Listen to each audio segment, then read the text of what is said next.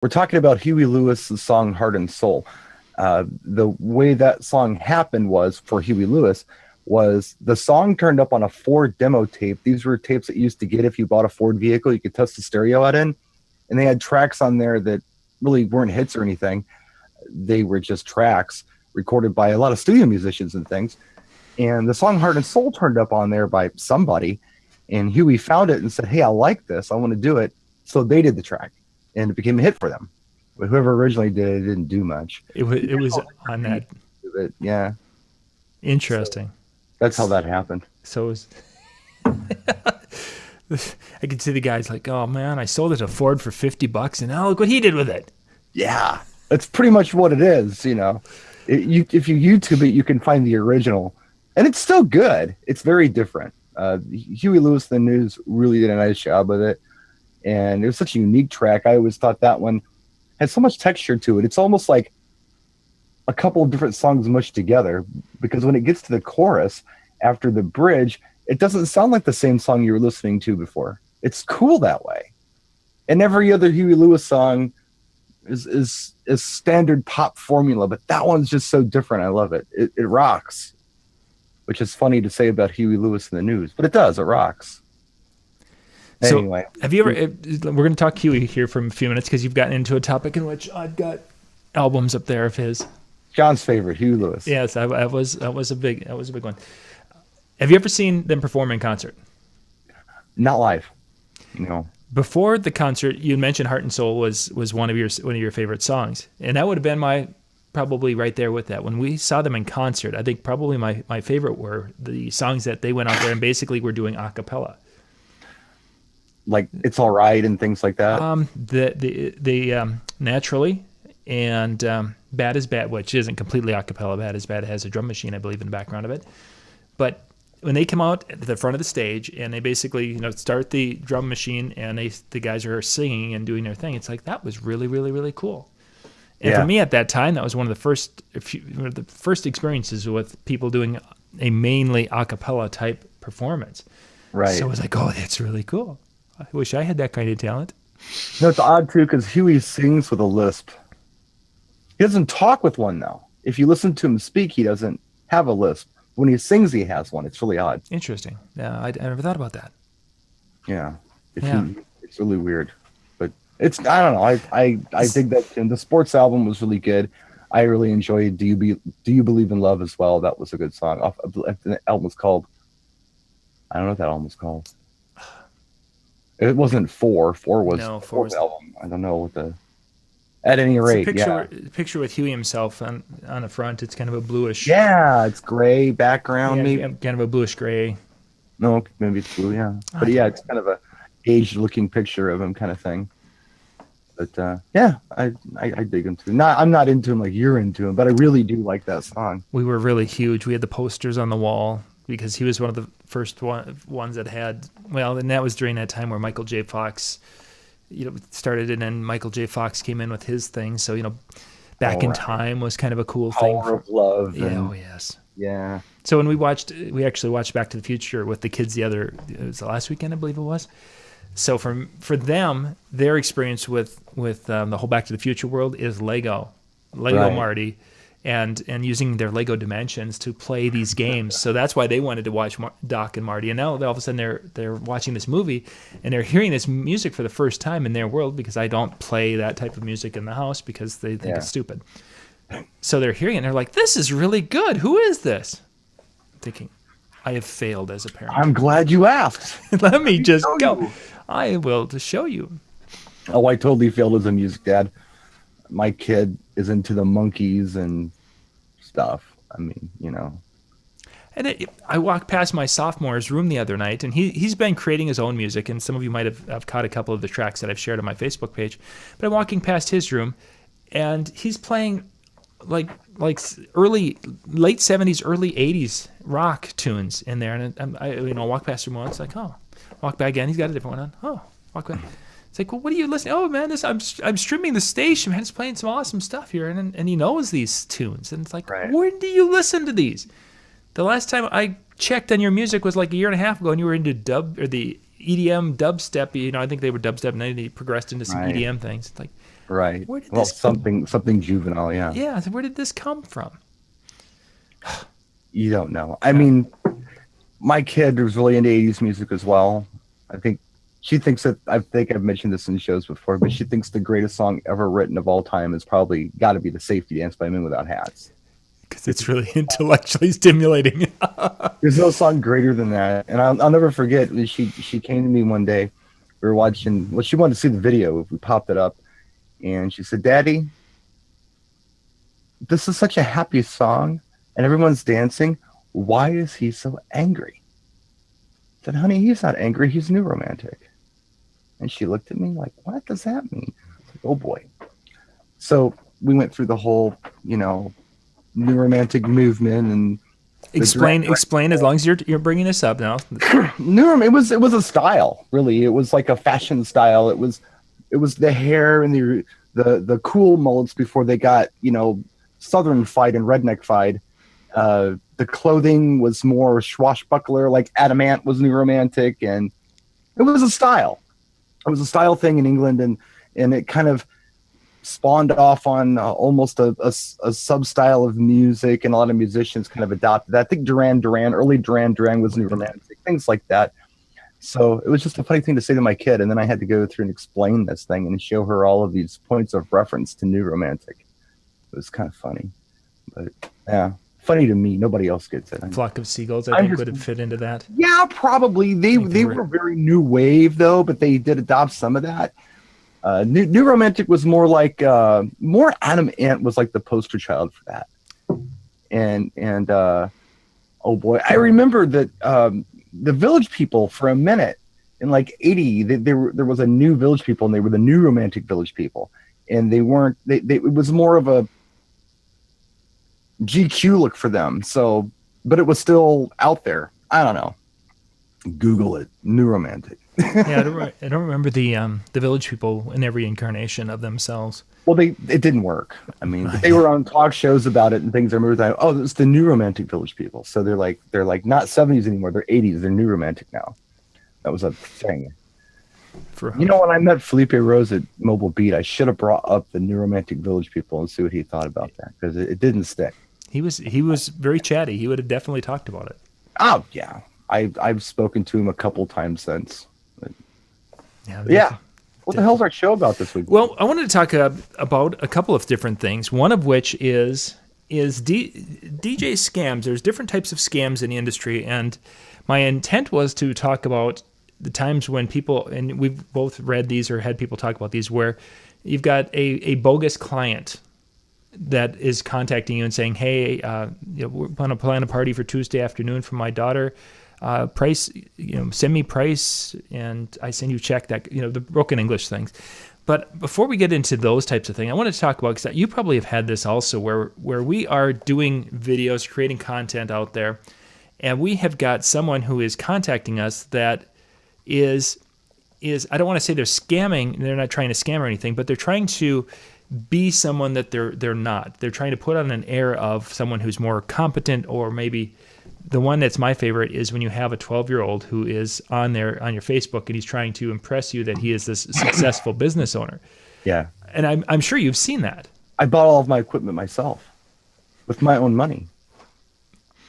The greatest story on that is a friend of mine was early in the chat time. This is back when ICQ was just getting going. He had met someone in a DJ chat room, and they started talking. And this young man was, and I've mentioned this before, so some of you might have heard this before. Young man was kind of in the Kansas City area, and he had talked to my friend who was our age, at that time, obviously not, but he was about at that time around in his mid-30s, early 30s.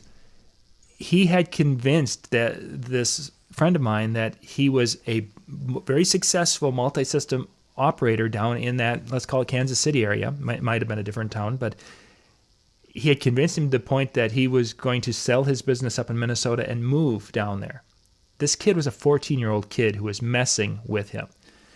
And he was saying the right things, putting the right things out there. Basically, it was really a case of the kid telling him what he wanted to hear. "Oh, wow, you're an awesome DJ." And you could come down here and you could make a gazillion dollars. And that's exactly the kind of information my friend was looking for. Yeah, that looks like the catfish DJ, perhaps. They talk about the catfish thing with, I don't know, young people pretending to be older people or something. I don't know. Or a fat person pretending to be thin and sending fake pictures and the catfish. Yeah. There's I think that's one of the big things with internet is that you can't, you just don't know. Well, that's what's nice about video. I was just going to say that's what really this is a leveling of a ground, because now you can see it was a game changer, because I came in to the world of DJs online in about 2004. That's when I finally decided to look for that, something other than pornography. I thought I'd look for it, and it was something that What, they have that on the internet? Yeah, something like that. But anyway, I'm in these chat rooms and everyone's a superstar and everybody knows everything, and you have to watch every word you say. They'll pounce on you for everything. And when I figured out how to upload YouTube videos, I'm like, you know what? I'm just going to put me out there, no BS, and see what happens. Because maybe these great ones will put their videos up and I can finally see what they're up to, if they're up to anything at all. Of course, no one did. I was the only one who did anything out of anybody that I knew. Nobody put their money where their mouth was, but I did, and I was honest about it and threw stuff out there. And I don't know, video saved the world with that kind of stuff. It really did. In many ways, although you do still find instances where you'll have someone who is even in our chat room. We had a troll last fall, I believe, that came into the chat room for a couple of days, and he was a younger guy that had no clue, but boy, he was there to try to slap everyone around and make himself look good, feel good, whatever worked out for him. And, well, I mean, I'll be attending DJ conferences starting this weekend. Like a lot of them, I'm going to be in Canada. I'm going to be in Las Vegas. There are people who come to be at conferences, and I know they're not being truthful with me. Oh, sure. Things they are telling me do not make any sense, and they're volunteering way too much information.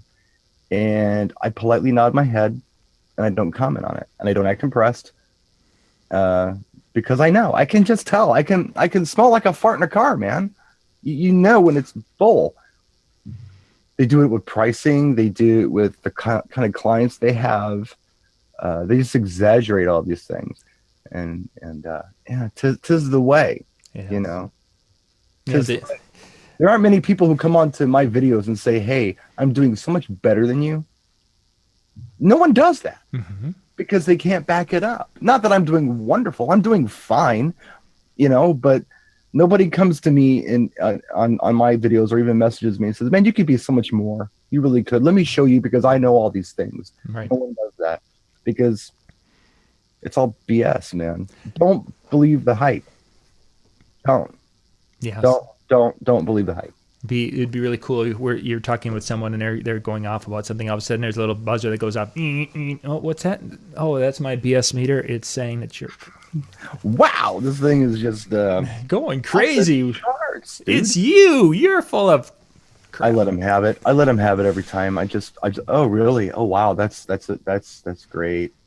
Well, I have to get back to doing my thing. I hear it all the time. It's funny. And that's one of the. It's a frustrating thing because I'm much rather have someone come up and who's basically like, wow, I'm just getting started, or I have no, I've been doing this and I don't know, and they're open and honest, because when they're coming in and trying to impress us with whatever, I mean, not that we're great at what we do, we've just been around for quite a while and have learned from the school of hard knocks. We're seniors. Yes, we are. We're just a year or two away from the rocking chairs on the front porch yelling at the kids across the street from Brian's house. But we can help someone. And as I did a recording today with with Mitch and Vicky today, and we're talking about some different things of helping people, and we can help people if they're going to be kind of honest with us and giving kind of letting us know where they're at today. And maybe where they want to go. And we can, because of connections or our experience, we can say, wow, hey, you might want to check out this or try this, and give them some input that gives them value. instead of Most people, my experience is most people. I mean, the vast majority of people come at me very polite and very humble, and pick my brain, yes, and I don't mind that. not a bit. It, That's it's fabulous. and sometimes I have people talk to me. They're not telling me everything, and then I find out more about these people. I'm like, wow, you came to me. These events you're doing. I've seen your photos. I've heard about you. This is great. Once I see some proof in it, or I have somebody else back me up on it. Oh yeah, this guy, he does this. Mm-hmm. Really? He didn't say anything to me about it. He came at me humble. Yeah. That's more impressive to me than to try to build yourself up as something. Is this where we put the picture of Howie up? Yeah, Howie, that guy, he's always. No, I've had people like that. Yeah. There's been quite a few people like that over the years, and they come and go. Yeah. Yeah. No, But Howie, for those of you, if you haven't seen some of the shows that Howie's done with us, he is he's a very humble, very genuine, very sincere man, and he's got stories. yeah, wait a minute. Power Jams DJs, is that Jimmy Reed? It's got to be Jimmy Reed. Jimmy I'm not J. sure. Rock Reed. If he's in the room, that's really cool. Thanks for joining us. Yeah, I'm not sure. That's a new name. I haven't seen. No, that's Jimmy. Jimmy's a good guy. He's a DC area DJ, and he has a group called Empower Network where he has a select group of DJs, and they share ideas and kick things back and forth and Wow. and lift each other up. It's a real cool organization. He's got me as a part of it. I pop in when I can. I share the videos when I can. I get busy, and I apologize for that. But yeah, he does really good things. Is Brian going to Vegas? Yes, Brian is going to Vegas. So. But first, Brian's taking a detour going up to Toronto. Toronto. Yeah. But I was on something, and I got stuck on Jimmy. You asked me a question or something. Yeah, we started. You were talking about. Yeah, Howie. Yeah. That's what we're talking about. Yeah, Howie's just the nice guy who likes all of my videos. He shares them, and you guys should all be more like Howie. You should like and share my videos. Be like Howie. What would Howie do? He would like and share my videos. You guys and can get make a nice comments. wristband that says, "What would Howie do?" Yeah, what would Howie do? Howie would like and share and make nice comments on my videos. You all should be doing that crap. But anyway, I'm talking to Howie about stuff, and he's like, yeah, I used to do sound at CBGB's what's the other joint? Max's Kansas City, and all these punk joints that are like iconic in New York. And I'm like, well, how come you never mentioned this? It was a long time ago. Yeah. And Lou Reed's a nice guy. Yeah, I bought his Harley off of him. We didn't talk music, but like, where is this coming from? It was just cool to hear all these stories, and I knew the references he was throwing out there. And then I turned Howie on to some stuff. I don't know if he followed up on it, but some cool stuff from the areas that he was doing sound in, some movies, and one Downtown 81 or New York Beat movie is a must if you're into new wave, no wave, punk, New York at all in the early 80s when it was New York, before it became Disney's version of New York, which it is now. That still made me laugh. I told Lori about that one. So I'll be after here tomorrow on a quick layover, like at LaGuardia, like for an hour, but not even. But yeah, it's Disney's version of New York. It's not New York anymore. To me, I mean, everything I ever saw in the movies and know about music and culture, it's Disney-fied pretty big time. Yeah, they had to clean it up. Yeah, Clean well, up the world. I think it was a Jason Longobardo from he's out there. He's a rep for a lot of people. Good guy, and he was talking about. They showed a picture of Chinatown. There was some graffiti on some of the doors, that closed the stores. And he said, "Man, it's really a sad time when, Chinatown, looks like this." And I look at the picture and I'm saying, something in New York has to look like New York. It might as well be Chinatown, because the rest of the city looks like a Disney version of it. So Oh, super kind of cool. happy that they did that from an outsider's point of view. I don't live there, so it's hard to say that to a resident. But from a guy who likes to visit, I want to see that stuff and not get shot at, Yeah, that would be the part that lasts, not getting shot at. mugged or whatever. Yeah. Oh, okay. So talking about this past weekend, someone had shared a scam that had come in, and a lot of you, I'm sure, have heard of the different internet scams. We get email ones, we get messages, text messages. I've gotten those sent off. Some recent email ones is your Facebook. You need to confirm your account, and that's how they can steal your identity, what have you. There's a whole ton of those, and I don't want to really get into those. The ones I want to get into a little bit or talk about are the ones where the ultimate goal of the scammer is to get a hold of your checking account, the numbers for your checking account, because wire you money or whatever. Yeah, want to wire money in. And for those, if you don't know too much about that, is if a person has a check blank from your checkbook, and if they have the bank routing number and they have your account number, that's all they need to put money in and take money out of your account. It's really, if they know what they're doing, they can do it and do it pretty easily. Now, there's some additional things for some banks that are needed, but some of the smaller banks, some of the credit unions and things, they can. That's all they really need to go and to have that information to get in. So they're tightening it up a little bit, but in the case of our bank, our checking account, is we have different people who want to pay direct deposit when we invoice them. Right. And when we went to the bank and said, "Hey, we want to set this up," the bank was looking at it. So they're like, "You do realize that when you give them that information, the routing number, this, that, and the other thing, that there's nothing you can do. They could withdraw money from your account once they have those numbers, and you wouldn't know about it until the money's gone." Right. So in our particular case, what we do for the Distracting News is we have a landing account, and as soon as the money gets into that account, it's transferred out to a different account. So there's never anything sitting in that account. Smart. But the idea with some of these scammers, and we'll go back to one that it was about 2006. I actually did one of these scams. I went along with it to see, because you knew what it was. And at the particular time, what they were doing is they were sending out a check. They would contact you either by my request for information, or they would contact you one way, shape, or form via a digital format. They weren't calling. And they were saying, "Hey, we've got an event this date, and what's your rate?" So, okay, I'm open. And there have been some where they've actually spoken in pretty good English in their message. So I knew it was a scam. So I replied to them because they were talking about the venue, and they didn't have the right information for the venue. But so I played along. And it turned out that, okay, I told them I was going to charge $1,500 at the time. And I think I was like a $700 DJ at the time. Yeah, maybe an $800 DJ for that type of event. But I was going to go higher to see where they would go. Yeah, exactly. So... Yeah. So I gave them number, and they're like, "Great, I'm going to get do you mind if I pay in full before the event?" It's like, no problem whatsoever. So they sent out.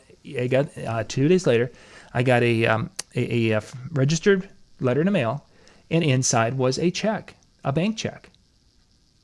I charged $15. The bank check was for $3,500.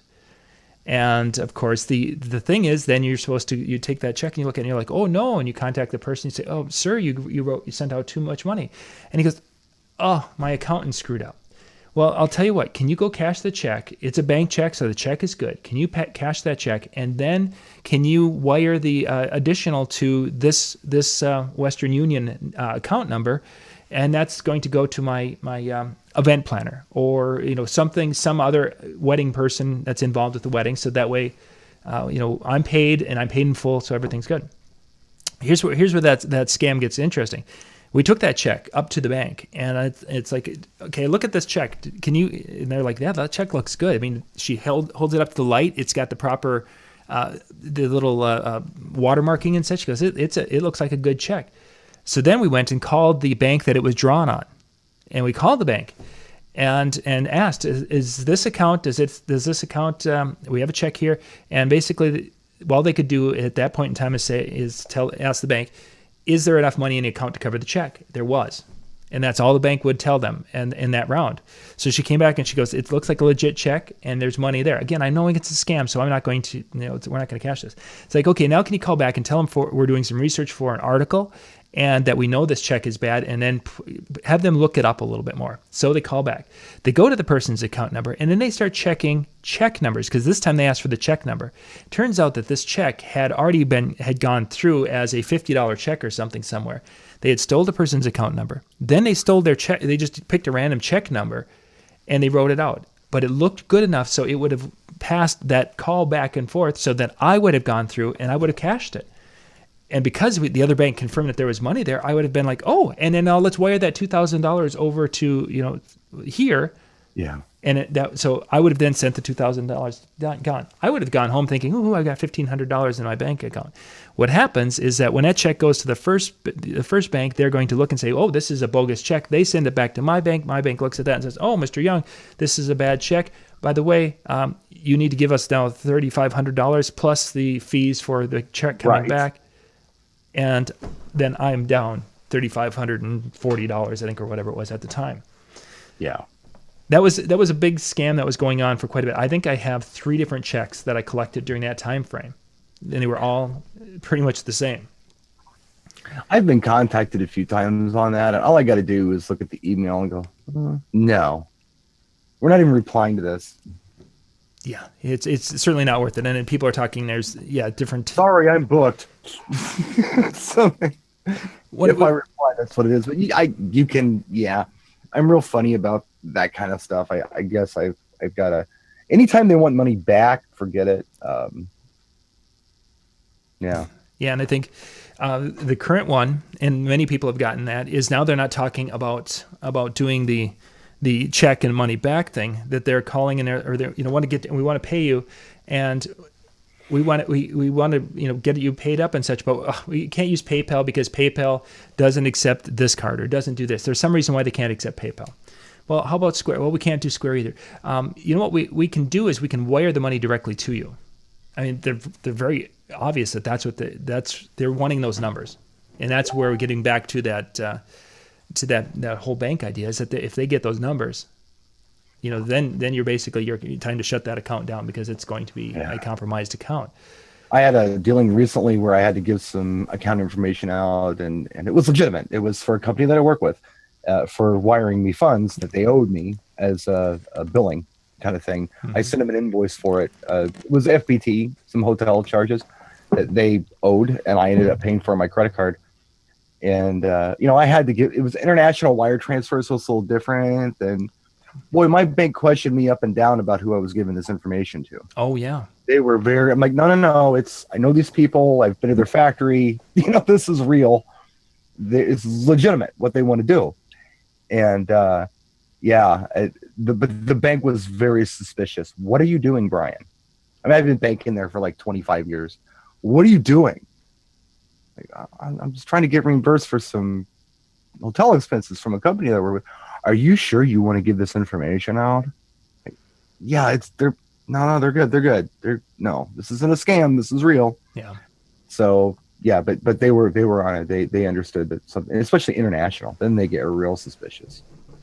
And that's Lori, with running the local newspaper. Every once in a while, we'll hear a story from a little old person here who has fallen for one of the scams, and the one that and the one that the one that's going around, and I'm sure you guys have heard this one. It's been around for a couple of for a number of years, but this I think 2 weeks ago it was going around hey grandma, I got really bad news. I'm in jail and I need $1,000 for bail so I can get out, and I don't want to. Mom and Dad are going to freak and they're going to kill me. So can you help me out? And of course, as a 80-something-year-old person. And if the voice sounds, it's, hey, Grandma. And then the grandmas, unfortunately, sometimes say, Paulie, is that you? Yeah, Grandma, I'm in jail. and now they have a name. This reminds me of my mom. Everything you're telling me reminds me of my mom. Because she kept getting those Microsoft scams for a while where they would call and say, oh, we need your computer is not good. We have to fix it. Please send some money. We will fix everything. And she'd ask them questions. They get frustrated and hang up. But then I think it was on Thanksgiving she got a phone call. And the call was like, Grandma? I was like, yeah. I'll bet you'll never guess who this is. Zach? Yeah. Just thought I'd give you a call. Oh, well, that was nice of you. Yeah. Yeah, we're just was thinking about you. Thanksgiving. Talked for like 20 minutes. And my mom was being very kind of like, not herself. And she says, I don't know if I did the right thing or not. I don't know if that was Zach. He never calls. Why would he call? I haven't talked to him for a long time. My sister's kid, Yeah. I was like, well, we need to call my sister to find out if her kid called so we know. Yeah. It was my nephew. It was. Hmm. But she hadn't talked to him as long as she didn't know. But she thought it was a scam. She's very, Yeah, exactly. You got that guard up and such because you just don't know. right. Uh, damn kids. Yeah, precisely. What else we got tonight? We're going to talk about some of these trade shows. Yep, and then I want to get into those trade shows a little bit and talk about that. So just the takeaway from the scam stuff, your bank account and it's great to see that Brian's bank is very careful and ours is. We are in 3 different banks and one of the 3 is not that way. They're basically Whatever. Yeah, well, okay, you need that. Go over there. Just bank information, your check blanks, destroy those, shred those, burn them, whatever. Don't let those numbers get out there. Those things can cause you a lot of problems. Okay, shows. So this weekend, you're going to be going up to Toronto. And Leaving tomorrow. Leaving tomorrow. Goodness gracious, the week is moving quickly, isn't it? I'm going to go visit Gabe and Dina. Oh, yeah. Scrim King and Queen, yes. They've got a shagadelic place outside of Toronto that I hung out at last year and really enjoyed it. So I'm going to go spend some time with them. I'm getting in later than I wanted to get in. I wanted to spend like a couple days with them before I had to hit the show. But yeah, going up there and having a little R&R, a day and a half of R&R before I hit the show. Got 2 seminars I'm doing and probably a broadcast too. So we'll see. Yeah, we're going to see about getting that over but the event is Saturday and Sunday, correct? Yes. So we'll be, depending upon times and such, we'll publicize when we're going to be able to get the stream going. Brian's got to get there and check internet and make sure, that the wind is in the right direction, all the important things. Right. And then we're going to go. So you'll be translating it from Canadian to. Right. Yeah. Right. I do weddings, eh? I love that. I'm just burnt in my brain. Everything seemed very normal the whole time I was there until the guy was talking to, I don't know, it was our rep from Zip DJ or something. It's like, yeah, well, I do weddings, eh? And I'm like, oh, I'm in Canada. I'm still in Canada. It's the out. How they out. Yeah, a boat and a boat. Yeah, how they pronounce that. They put that U. They hit that hard U in there, and it's like, oh yes, and of course that's the whole country though. It's that way on the West Coast. It's that way in Newfoundland. It's that way everywhere. And here, like America, we talk different in different places, and I'm sure they do too. But a boat and a boat are the same thing everywhere. They all do a boat. Yeah, they hit that a little bit harder on the West Coast, I think. Like I think of Christian Pulse over at Pioneer, a boat.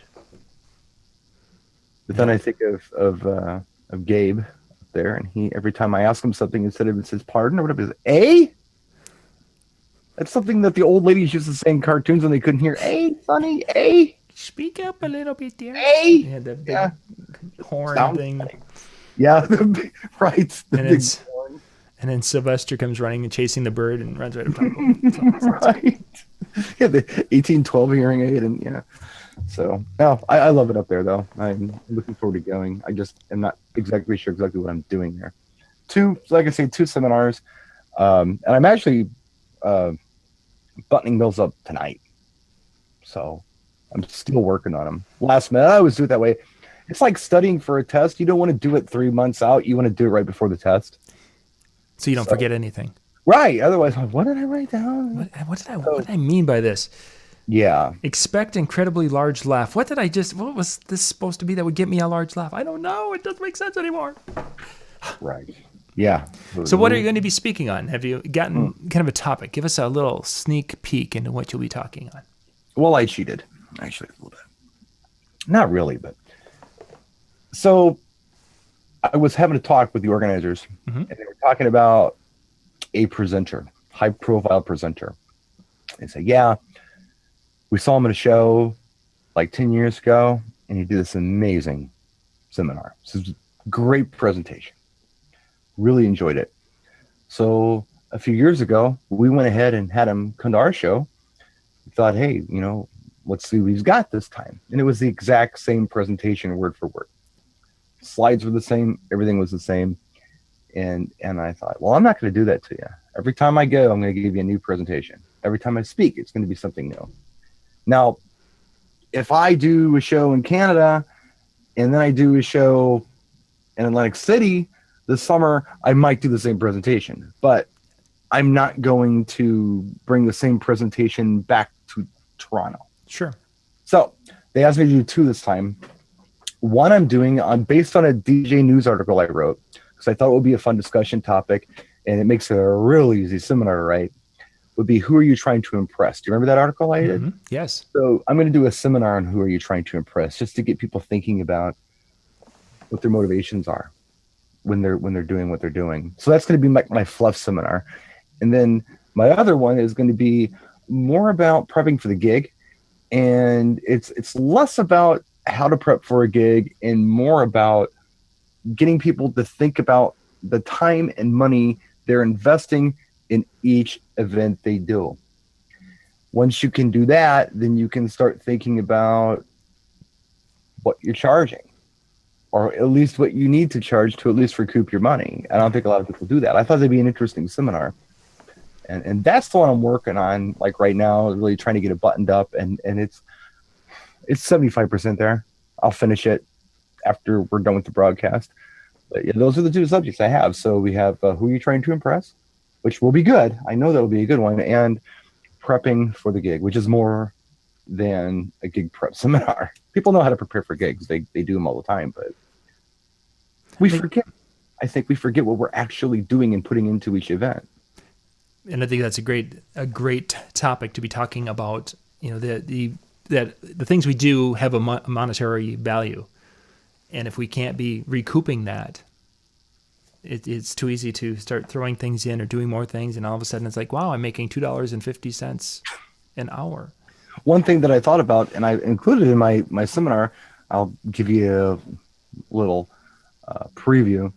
When I'm talking about what we put into these events, one thing that we do on an annual basis is education. Now, this could be attending a trade show, like everyone there will be doing, or it could also be watching some informative YouTube videos or doing some research on a specific type of event or a specific type of setup or lighting rig or whatever the case might be. But I also included that in your out-of-pocket expenses per gig. So yes. If you're doing, let's just throw a number out there, 20 gigs per year, right? And you went to a show like the CDJ show, like I'm doing in Toronto. You were there for a total of 48 hours away from your family. You paid for hotel and all that stuff, right? Let's say you had $500 invested in it. Okay. 500 divided by 20 is 25. You need to tack that on to every one of your events as an expense. I believe you do, for the annual education cost. Not only that, but when you're trying to add up your time as to how much time you actually have into preparing for the gig, you need to add that education. So 48 divided by 20. It's like what, 2.5? Or 2 point something, 2. I don't know. But it's okay, there you go. Add it. That counts. That was preparing for the event because you were educating yourself on how to do things. At least on an annual basis, you should do that, I think. I like to think of my time as different dollars per hour activities.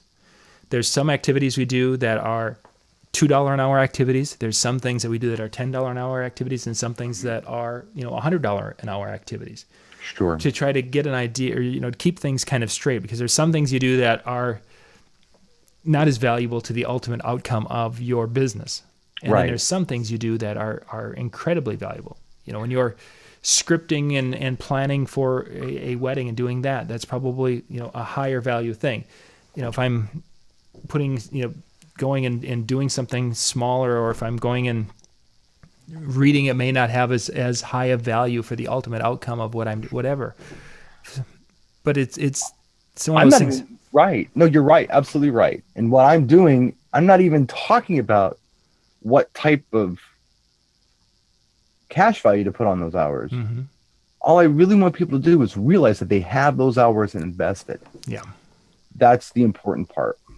So they can do whatever, like you're taking it a step further, which is wonderful. But as you know, when you're doing things like videos for people who are DJs, you got to take them through baby steps. You got to take them, you got to do one little thing at a time. And to have them break the hours down and put a value to each one of those hours, depending on what activity they were doing.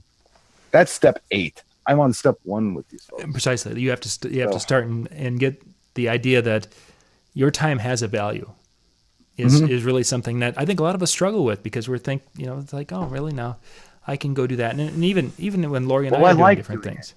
That's the thing I hear. Well, I like doing it. Well, what about the guy who likes to build houses? Should he just do it for nothing? I mean, it's what about the doctor who loves being a doctor and loves helping people? I still love what the Joker said in The Dark Knight. If you're good at something, never do it for free. I love that line. I think it's a fabulous line. A fabulous line. From the bad guy, but that's a line that inspired me in the film, was from Heath Ledger's Joker. If you're good at something, never do it for free. Yeah. But no, I'm not, I see, oh God, I see Mark Farrell's posts all the time on Facebook. Great guy. I like Mark a lot, but my God, it's just this how much worth pricing thing. And it's not going to work for everybody, and everyone's going to absorb it the same. So, let's back up a little bit. Let's realize what our time invested is and what our out-of-pocket expenses are, so we can at least get that back. And you can go wherever you want from there, wherever you'd like. So that's my ambitious seminar. And I hope that's the first one I do. I haven't looked at the schedule yet. I don't know which one's Saturday, first? Monday. Pardon? Yeah, which one? Yep. Yeah, which one will be first? I don't know which second. First. I haven't looked at the schedule. I'll find out. I like being surprised. You know that I like being surprised. You do like that living kind of spontaneously. It's fun, but I should probably know. If that's the first one, the second one's going to be gravy.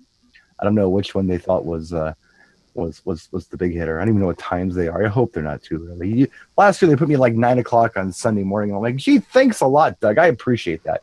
I'm in Toronto. Everybody wants me to come party and go out with them. And 9:00 in the morning, I'm doing a seminar. Oh man, what are you doing? What are you doing? You're more that late night person, not so much the early morning person. I have to switch everything around for these shows sometimes. When they do this stuff. So, okay, you want me to do something at 9 and something at 10 at night? No, we can't do that. Yeah. But we do it anyway. Yeah. Go with it. It's a trip to Canada. And in Vegas, I really don't have any obligation. So that's kind of cool. So you'll be able to hang out and chat with people and which I want to do, Yeah. I want to be able to chill and just be. It'll be a nice break, and it'll be warm. We presume. We're hoping. It's got to be warmer than it is up here. Yeah. So, yeah, quite a week coming up. Yeah, it'll be a busy time. And I can't forget I have to book a flight home because I've kind of neglected to do that. So you have to book a last-minute flight back to. Yeah, pretty much. I was considering going to see my sister in Phoenix, but that puts me out well over a week from home, and I'm just thinking that might just be counterproductive, so I'll probably not do that. Oh, you might have to catch a ride with Ben back in his NLFX Pro truck. No. Over the mountains in the semi. It'll be awesome. We would fly home direct if possible. So we're talking about our time having value. Mm-hmm. This is an area that I struggle with, and I know a lot of our viewers are kind of DIY people. There's times where a DIY project is more expensive to us than to just go out and buy that particular item. I know you've talked about kind of a little bit in some of the things you've done in your past with your videos and such, where you've done some DIY things.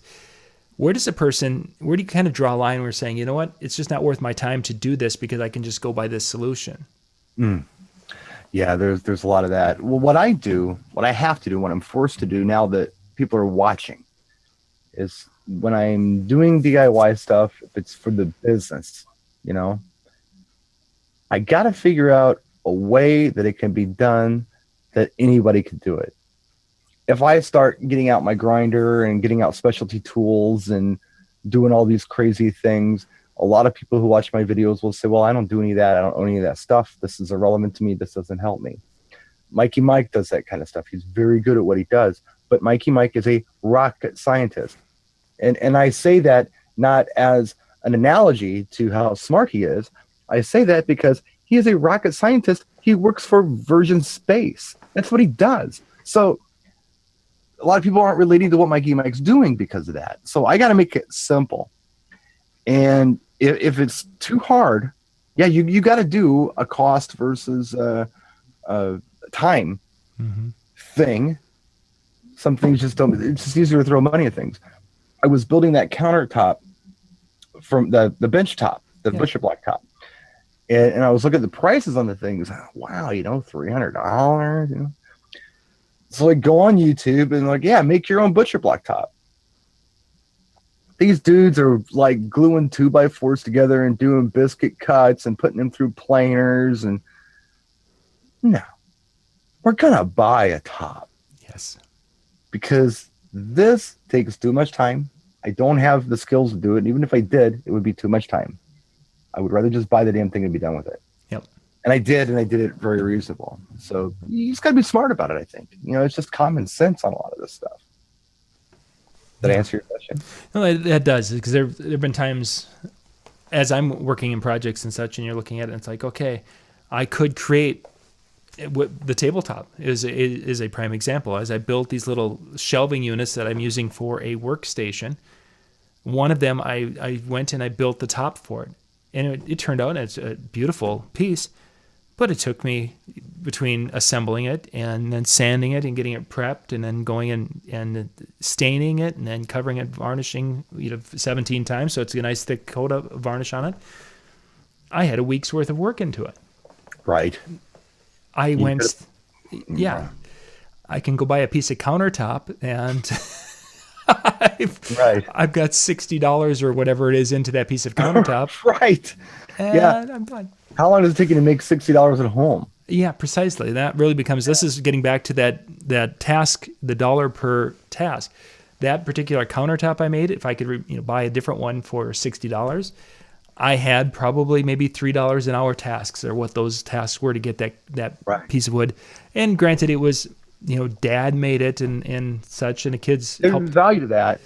So there was some value. I mean, the best project I did is when I built a desk unit for my son. So he's got a 6 foot wide desk that we built into that, so he can have 2 computers and his 3D printers and things up in that.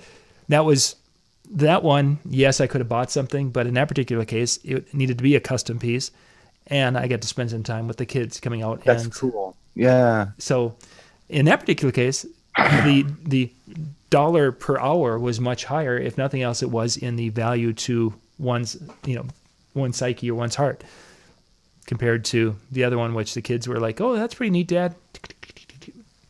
That bench I built, I did a video on it last night just because I had to. I just felt so. I don't know if you saw it. I haven't seen it yet. No. You need to watch it because it's up your alley. Yeah. I explained what I did and what I bought, and I even did cost on it. Nice. So check that out tonight if you would. I think you being a tool guy will appreciate it. But I came in at less money, several $100s less than I would have buying something off the shelf. And I got exactly what I wanted, because I wanted something a little different than what off the shelf offered. Very nice. It works better for me, and it costs me less. Do I have time into it? Yeah, I do. I do have time into it. How much time? Not an incredible amount. Most of the time that I have into it actually is just the thought process of staring at it. And I'm like, how am I going to do this? And that's most everything I do. I spend more time staring at it and processing it than I do actually producing the piece or fixing it or whatever. It's this, I don't know if it's an old guy thing or what, but I just stare at it for the longest time. And I plan as I go. I've always been that way. I don't sit down and write down a plan and this is exactly how it goes. No, I come up with ideas as I go. Well, I got to start with this and I got to do this. And, while I'm at it, I'll do this. And, but yeah, I mean, that made sense. That gave me what I needed. I was limited on space and I do have some specific special needs that it worked out for me well. Yeah, I'll definitely check that out. Sometimes, yeah, absolutely. I mean, my dad is the king of that stuff. If I learned how to waste time and money, it was my dad because he's a kid of the depression, you know. So if you have, I don't know, what kind of piece of crap do I have laying around here? I got this cap from my Starbucks that's gone. I'm going to throw it away. But my dad would look at this and say, "You could use this for something. Oh, certainly. This you could put screws in there, Yeah, it could be a or container. you could put a little bit of paint in there, and Yep. you can do a lot. Don't throw this away. It's just going to be landfill. You should upcycle it, and you can keep it because in the Depression they weren't manufacturing anything. It was all to the war effort, Yes. so there wasn't any stuff. If you threw the stuff away, you didn't get more stuff. You had to fix the stuff you had, or you didn't have any stuff. And that's been instilled in his brain because not only did he grow up during the Depression, but he grew up in an orphanage during the Depression. Oh my God, what am I supposed to do with this? So my whole life was like this. I remember my first job I ever had, that was a legitimate job that I clocked in and out of, not like horse farms or something, was a drugstore. And part of the things that I had to do at the drugstore, and I've talked about this before, there was a popcorn machine that they just threw back there. Hey, you're going to do popcorn in the video department now. So we had to clean this thing, this popcorn popper kettle thing. And if you left it on too long, it got scorched or whatever. And we were very limited as to what we could use on it because just the break room, you know, we couldn't really douse it in water because it was electrical. So I spent a lot of time scrubbing that thing, and I grabbed some cleaning supplies and, you know, try to do the right thing. And man, I just wanted to make it spotless. I was scrubbing every little stain off of it, everything else. And the assistant manager came back and said, "What are you doing?" I said, "I'm cleaning this damn thing." He said, "You've been cleaning that thing for 2 hours." I said, "Yeah." Said, "Screw it. It ain't worth it. It's costing me more money for you to clean this thing than it would be for me to buy a new one." Yes. And all of a sudden, this thing clicked in my head. Oh my God, everything my father taught me was wrong.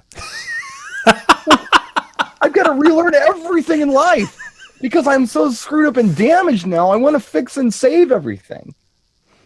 Now I do it in moderation. There are some things I do, some things I don't. It just depends. If it's worth it, I had a cabinet in there I found in the garbage. It served me well for a lot of years. And what I was going to do with that cabinet was paint it to match my chest, my tool chest and things. Right. And I did the math on it. I'm like, you know what? I'm going to have probably about 2 hours worth of time invested in this. And I think $23 in materials with spray paint and sandpaper and whatever. Okay. I took the cabinet. I took everything out of the cabinet. And Blanca and I brought it up into the driveway. And Blanca looks at the bottom of the thing. And she says, "Nope." Like, "What do you mean, no? I'll fix it." She says, "Nope." And took her finger and just went right through it. It was all rusted. Oh, sure. And I was like, yeah, okay. Put it out to the road. I struggled a little bit with that. Oh, well, you could take a 2x4 and put down there and screw it. And Solid as a- yep. Or I could junk it and go buy the cabinet I want for $250 that has more storage anyway, and it's already painted the color I want it. And yeah, it will last a lot longer than something that's already starting to rust. It solves more problems than it creates, that's for sure. So this is the route we're going to go. It's all about common sense. Again, and I'm serious about that. I'm kind of making fun of Dad, and I shouldn't do that, but I did have to unlearn some things my dad taught me because they're just wrong. Yeah, and they grew up during a different time. I mean, we saw grandmothers, you know, and we had to spend time with my grandmothers, and they would save, you know, the wrappers, off the butter, the quarters of butter or the pounds of butter, and they would take those and they'd wash those and flatten them out and put them in a drawer. And she had a drawer that had, you know, 50 to 100 of those in there because you never knew. Or milk cartons, they would save those and they would use them to freeze. They would process their own chicken and freeze chicken in these milk cartons. And I mean, everybody's got those recycle stories, and that was just that generation, how they grew up. And it's just extreme recycling. Yeah. Extreme. It's like an obligation to just use everything. And you know what? I'm still struggling with washing garbage.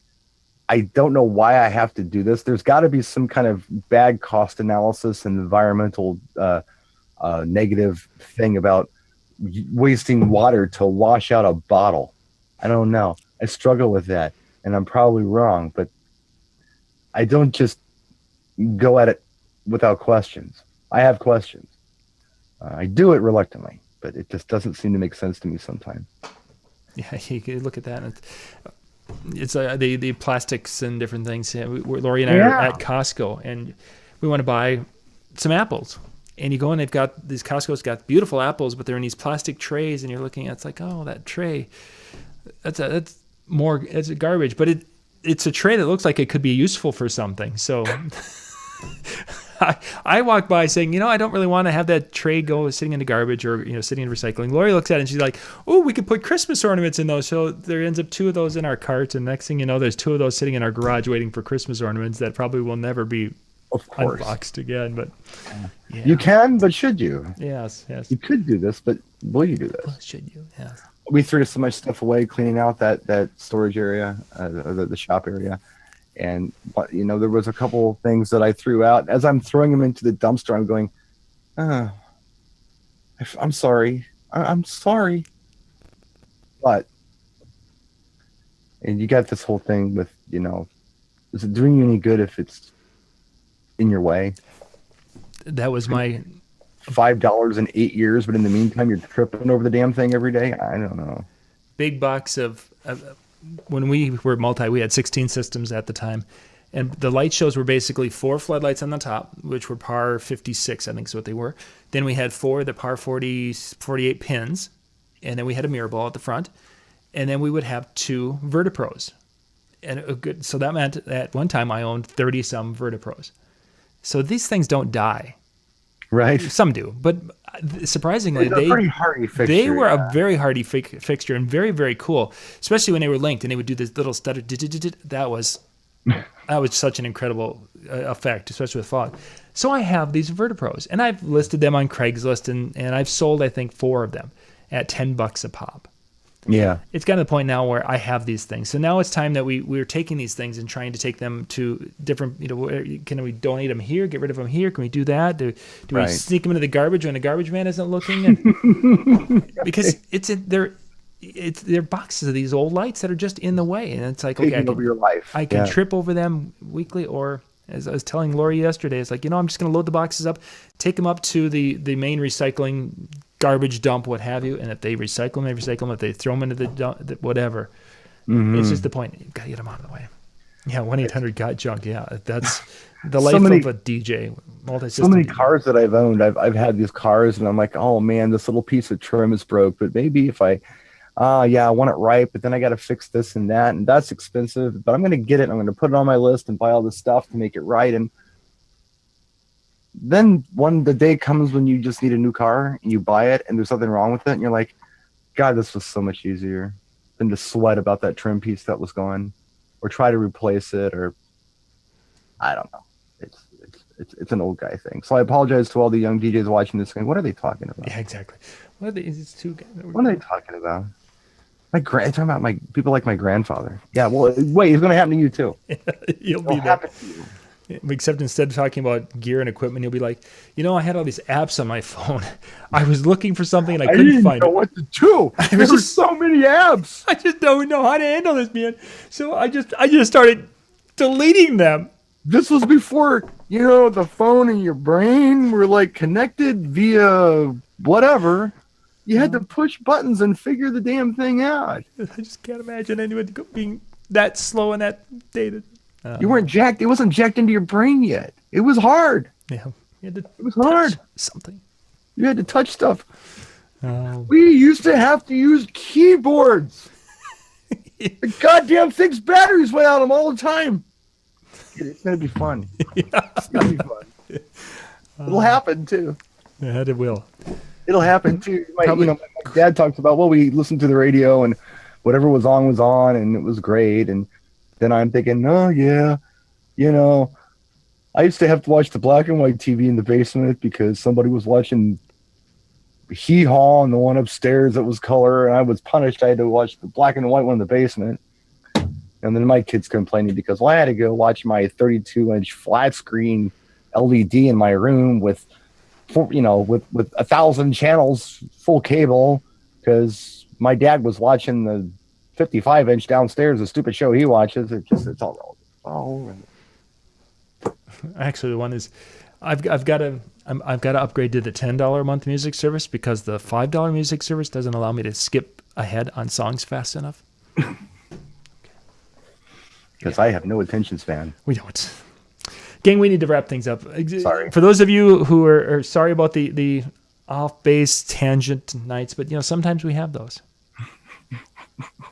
We just became old guys. Yeah, we just did. When I started the night off talking about the rockers on the front porch yelling at Brian's neighbors, you just got a preview of that. I'm just saying. Well, you said yelling at the kids, and that was the funny part because the kids are like 24-year-old hipsters. We'd yell at That's the funny part about yelling at the kids. It's not the children. It's not the... Yeah, the hipsters would be more fun because they might bring us beer.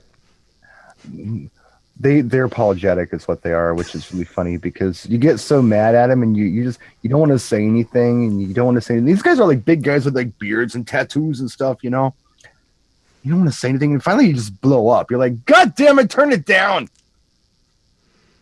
I'm sorry, sir. I'm sorry. Hey, we didn't know. I'm sorry. And you feel bad because they feel bad because you hurt their feelings because no one's ever yelled at them before because they're 22-year-old hipsters. It's hard. And at one time we were playing our music too loud too. Yeah, I know. But when I'm playing my music loud, I call my neighbors and say, "Can you hear it yet?"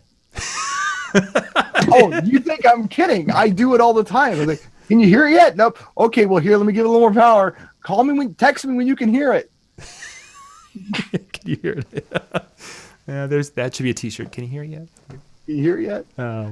Well, when I had the system set up in the basement, it was kind of fun. So we're going to go through not only the basement walls, but the ground and see if the neighbors can hear it. And they could, which was really cool. Wow. And then can you feel it yet? But I couldn't do that too much because I was already causing property damage here at the house. Rattling things apart. I wasn't too happy with me. And if she's not, no, that's not a good thing.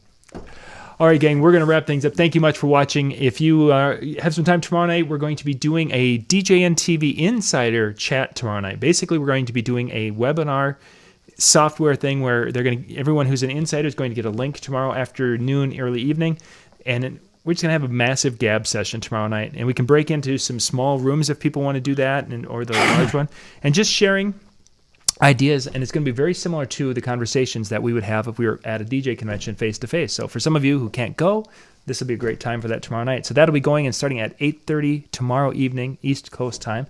If you want more information, you can go hit me up on Facebook or go out to DJNTVinsider.com and sign up, and you'll be there with us tomorrow night.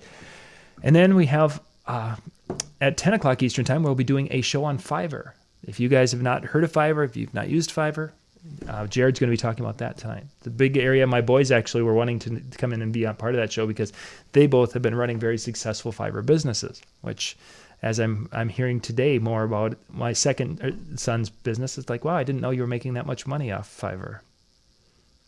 Well, if I was available to tune in, I would, because I have no freaking idea what you're talking about. Yeah, it's going to be some good stuff. So we'll catch you guys. And quickly before you go, John, I'm very sorry, but I don't know if I'll be here next week. Yeah, we'll play it by ear of what we're going to be doing, because this is tough. I nominate Howie to come in and sub for me if I'm not available. That sounds good. We'll play that by ear and get things set up. We'll know by Monday what's going to happen, but we'll be in touch, Brian. So once again, thank you guys for being with us. We will catch you tomorrow night. Good night, everyone.